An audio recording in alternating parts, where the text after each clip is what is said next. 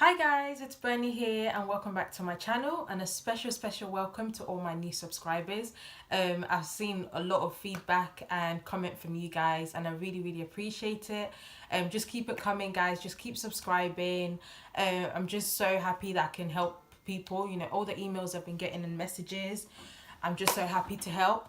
But yeah, let's just get straight into this video. Okay, so this video, it's basically about A-level results, as daunting as it can be. I know like the Scottish students, they already had their results. I should have done this earlier really, but if not anything, probably targeting the other UK student. So A-level results is on Thursday, on the 17th. You probably already know. So I'll try and get this video, like put it out there before that, so you guys are really well prepared before it, because this is all about preparation, to be honest with you. So you guys know what you're doing and how you're going to do it. So yeah, basically, just sit tight and get comfortable, because this video can be a bit long, because I do want to get into the details about what you guys are going to do.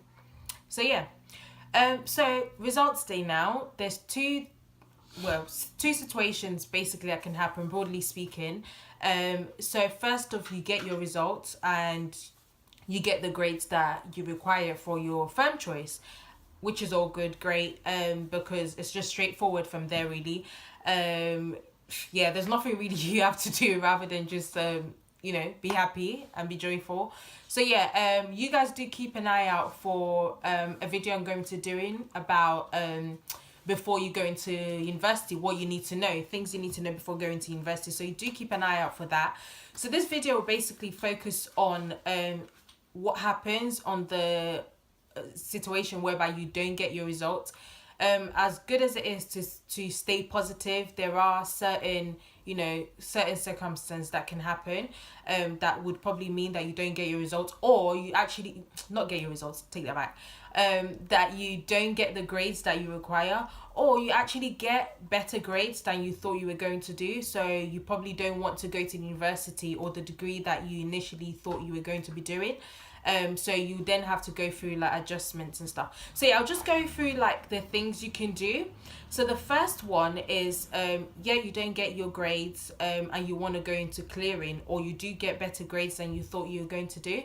So generally speaking, before A-level results day, the best thing to do is have a look at the UCAS website or the different universities that you probably want to go to, like your backup choice, and the degrees they offer.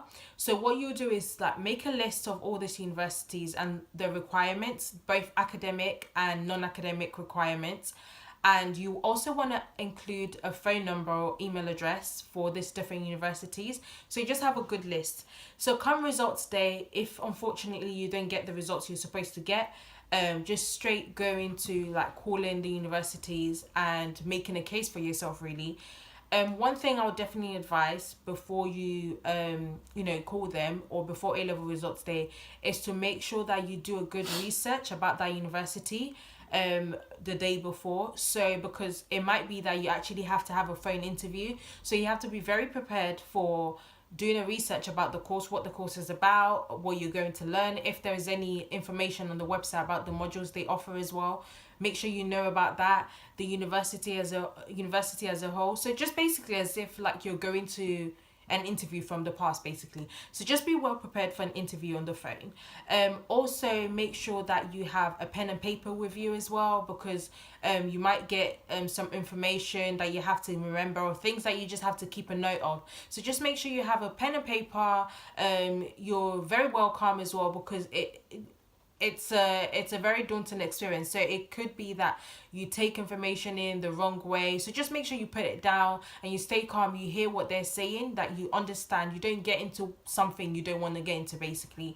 On the other hand, whereby you do get better grades than you thought you were going to get, you then go through something called adjustment. So say for example you were predicted 3Bs or whatever, and you end up getting A's, and then you do want to apply for a different course that you couldn't get an offer for before. So yeah, you're just going for adjustment, and the same process as clearing as well. You just have to call the universities and make a case for yourself.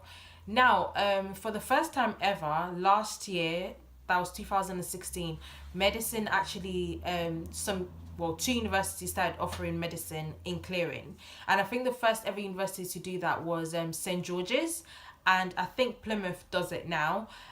So they offer places in clearing, and it's literally the same process as well. But what you have to remember is there was a lot of people fighting for that space, probably more than, I don't know, any other course, I'm guessing, because it's usually not something that has always happened in the past. This will be the second year.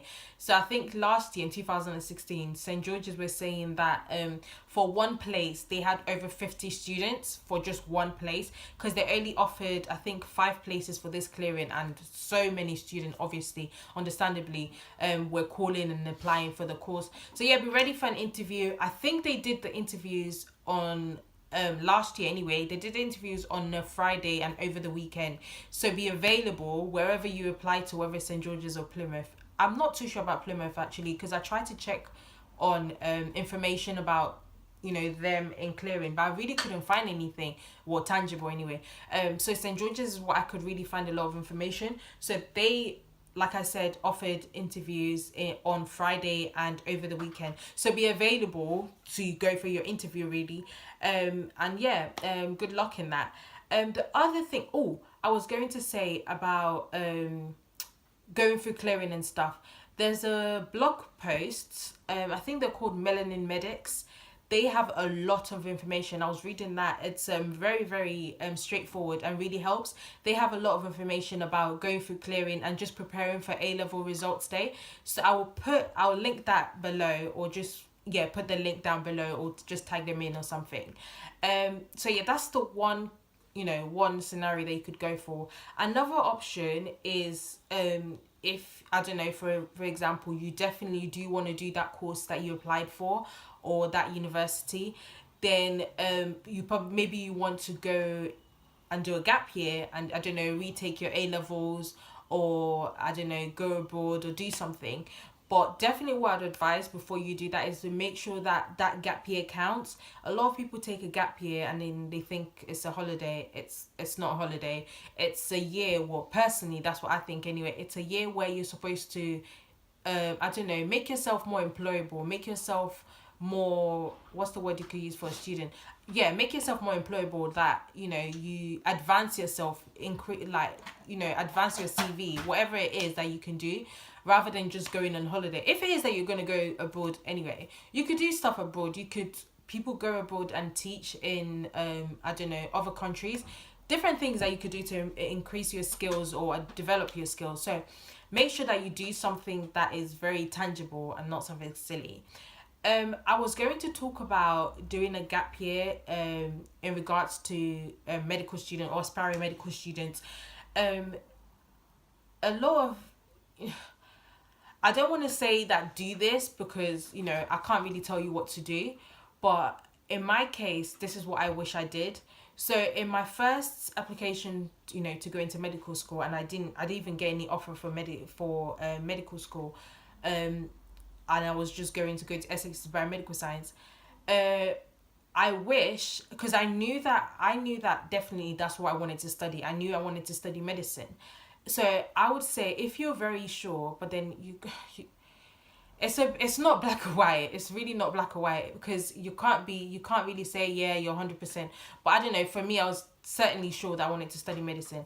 So I wouldn't advise for you to then go study another degree, like biomedical science or chemistry or whatever, pharmacy, whatever it is, if you're 100% sure that you want to do medicine. Just because I feel like by the time you do finish studying this degree, or whatever degree it is, when you then do get an offer for medicine, student finance doesn't cover your tuition fees, and it's a pain in the butt. Like, it's literally, imagine having to pay, whether you do a 4-year degree or 5-year degree.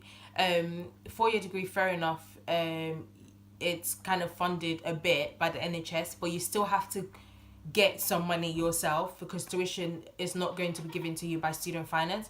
So I would advise that if you're 100% sure that you want to study medicine, then maybe what I would have done is taken a gap year, but I was just too scared that I didn't want that stigmatization, yeah, stigmatization that I didn't get university place or I didn't go to uni and I'm just staying at home. In hindsight now, I honestly wish I was just bold enough to just be like, okay, yeah, I'm just gonna take a year out. I'm just gonna take a gap year, do something amazing, and then come back and then apply for it. But yeah, it's up to you though, honestly, because I did have a few people asking me questions about what if they didn't get their grades, should they go study another degree or should they take a year out? Personally, for me, like I said, I would have just taken a year out, but it's a choice you have to make for yourself. Another thing that you could possibly do is to study. This is now just for medical student. Is to study medicine abroad. There are a lot of universities that offer medicine abroad. So be it Poland or Ukraine or Germany. I know there's a lot of universities. I really don't know much about it because I never ventured into applying abroad. I don't know. I never looked into it, to be honest. Nella Grace has a channel and she studies medicine abroad. I think she studies medicine in Ukraine. I don't know why I'm closing my eyes. She studies medicine in Ukraine and she has a lot of information about studying medicine abroad. I would also link her channel below, so you guys can have a look at that if that's something you want to do. She has a lot of information about studying medicine abroad, and she was also talking about one of her last video I watched about agencies. She's also an agent herself, so she can put you guys through your application and stuff. But that also means that you're not going to university this September, so just so that you know that, plan what you could do over the year if it's that you're going to work or I don't know, go abroad, like I said, whatever takes your fancy, but make sure it's tangible.